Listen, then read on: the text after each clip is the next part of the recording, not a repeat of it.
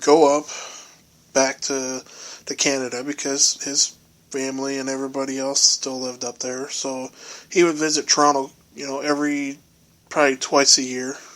And then once the Blue Jays became a team in 1977, he pretty much knew that was going to be his team because, his hometown team pretty much.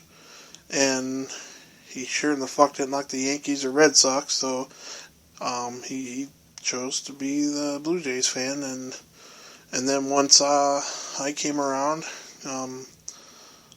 I believe my first game that I kind of remember was in 1989, and I just never looked back. He took me to a couple games. He took me in 1990 to a game in Kansas City at the Royals game. Never been to Toronto because my mom fucked up and lost my damn birth certificate, so I gotta find one of those eventually. Well, I guess I do have one now, but I messed up at the time. I didn't have it at the time, but to get married, I had to have it. But anyways, so he took me to a Kansas City Royals Blue Jays game, and then I just fell in love with them. I've always cared and loved my team, and I always represent them and stuff. So he, my grandpa, he basically was a diehard fan of sports, but when it came to the Blue Jays, that was his baby. I mean, that was like his pride and joy. In baseball, I mean, he grew up watching the greats play, and he definitely had the best era of lifetime or whatever in those days of watching the Babe Ruth and all them guys play. Well, maybe not Babe Ruth, but I don't really know for sure who all he watched, but I was too little. That's one thing about my grandpa. He was really intimidating. I mean, because he has that Marine background, and he was real quiet. But when the Blue Jays were on, he was like a 180. It wasn't like you could just bullshit and talk to him, but because he was shut up and watch the game. But when we're scoring, high-fiving and we're getting excited and jumping around. But when we were losing, boy, it was not fun. And, living in Iowa, we didn't get to see the games very often, which sucked. But, it works out to itself because the fact of the matter is, I got to spend time with my grandpa, and it made me realize what kind of a team the Blue Jays were back then. They were a team from Canada that already was labeled the us versus them type attitude, because they had the Montreal Expos back then, but they were never really a contender as often as the Blue Jays were, or as good, I should say.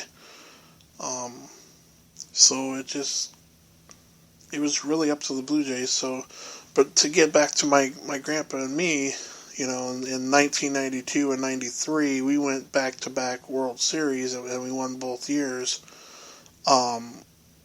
I faintly remember, I really remember pretty good the 93 year. 92 was, I was still pretty young, but both times, it was like I was my grandpa's good luck charm, and he would sit me down. He had a workbench and an 8-inch black and white screen TV, and they were showing the game on local TV here in Iowa, so we would just sit down there, and he would sit in his homemade, it was a converted barber chair that he turned into a lounge chair in a sense, and then he had a kind of like a half, it's like a love seat, I guess you would call it. And so I sat on that, and then we just sat down there and we watched games, and just when we won both World Series, it was just the time of our lives. It was just unfortunate, at the end of that '93 series, my grandpa was diagnosed with lung cancer, and then early 1994 no, it wasn't early. It was late. Sorry. November 14th of 1994. My grandpa ended up passing away from lung cancer. He made it almost a year after being diagnosed, because he was diagnosed. Let's see. Yeah, it was probably almost a year to the year and a couple days after he was diagnosed. He died. So they only gave him 6 months after they were diagnosed him. So he proved him wrong for 6 months. And hell, even 2 weeks before he died, he was out golfing. So I thought that he was going to live forever. I miss him dearly. And that's the one thing that I've definitely wanted to stress the most, that, no matter what any asshole says, or any rival fan, or whoever it is, whoever talks shit, always be you. Always root for the team that you really care about, because it doesn't fucking matter what they think about you. It really doesn't. Because they can be rich, they can be successful, they can be the best at anything and everything that they fucking do in life. But you know what?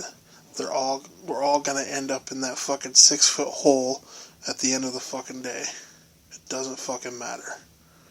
When your time comes, it doesn't, nothing matters. We're all gonna die. So, be grateful for what you got now. And so, I'm just really happy with how everything turned out, and basically, I'm still a fan, and I'm carrying on that tradition for my grandpa, and we're definitely gonna keep on kicking ass. Hopefully this year, we beat the Yankees twice so far, so we're on a 2-game winning streak. Third in the division. We should be fucking first by now. I don't understand why we keep fucking up, but we'll get there. We'll get back. We own the East, and I don't say we the North, because that fucking slogan is about as gay as fucking butt sex with Tom Brady. So, which will probably come with my next podcast. In case you didn't know, I'm going to try to change things up a little bit. I know I talk a lot about my life, private life, and my kids, and some of that stuff. I'm going to try to lean away from that stuff, because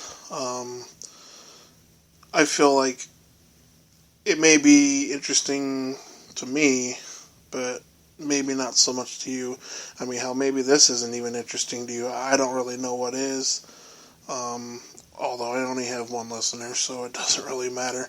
So we'll just go ahead, and I want to play a song, especially for Derek Cockburn, if this motherfucker ever hears this. Dude, bring your fucking shit.